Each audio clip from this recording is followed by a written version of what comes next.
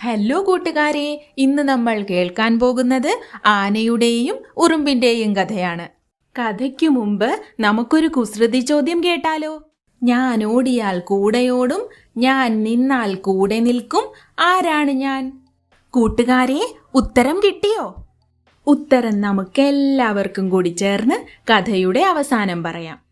പണ്ട് പണ്ട് മനോഹരമായ ഒരു കാട്ടിൽ അഹങ്കാരിയായ ഒരു ആനയുണ്ടായിരുന്നു.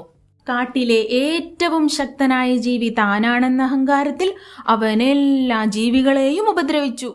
അങ്ങനെയിരിക്കെ ഒരു ദിവസം അവൻ നദിയിൽ കുളിക്കുകയായിരുന്നു. അവിടെ ഉണ്ടായിരുന്ന ഉറുമ്പിന്റെ കൂട് അവന്റെ ശ്രദ്ധയിൽപ്പെട്ടു. തുമ്പിക്കൈയിൽ നിറയെ വെള്ളമെടുത്ത് അവൻ ഉറുമ്പിന്റെ കൂട്ടിലേക്ക് ചീറ്റി.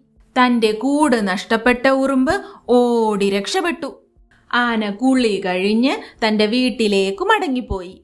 അടുത്ത ദിവസം ഉറുമ്പ് ഒരു വലിയ മരത്തിന്റെ താഴെ വീടുണ്ടാക്കി. അതുവഴി നടക്കുന്നതിനിടയിൽ ആന ആ ഉറുമ്പിന്റെ കൂട്ടിൽ ചവിട്ടി. പിന്നെയും തന്റെ കൂട് നഷ്ടപ്പെട്ട ഉറുമ്പ് ആനയെ ഒരു പാഠം പഠിപ്പിക്കുവാൻ തീരുമാനിച്ചു. അങ്ങനെ ഇരിക്കെ ഒരു ദിവസം അവൻ ആന ഉറങ്ങുന്നത് കണ്ടു. മെല്ലെ മെല്ലെ അവൻ ആനയുടെ തുമ്പിക്കൈയിൽ കയറി ഒരു കടി കൊടുത്തു. വേദന സഹിക്കവയ്യാതെ ആന ഉച്ചത്തിൽ നിലവിളിച്ചു. നിലവിളി കേട്ട് കാട്ടിലെ മൃഗങ്ങളെല്ലാം ഒത്തുകൂടി. കുറച്ചു സമയം കഴിഞ്ഞപ്പോൾ ഉറുമ്പ് പതിയെ പതിയെ പുറത്തിറങ്ങി.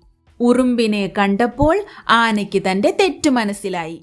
കൂട്ടുകാരെ, നിങ്ങൾ ശ്രദ്ധിച്ചോ? വലിപ്പത്തിൽ മാത്രമല്ല, ധൈര്യത്തിലും ബുദ്ധിയിലും കാര്യമുണ്ട്. കൂട്ടുകാരെ, നമ്മുടെ കടങ്കഥയുടെ ഉത്തരം നിഴൽ അഥവാ ഷാഡോ എന്നാണ്.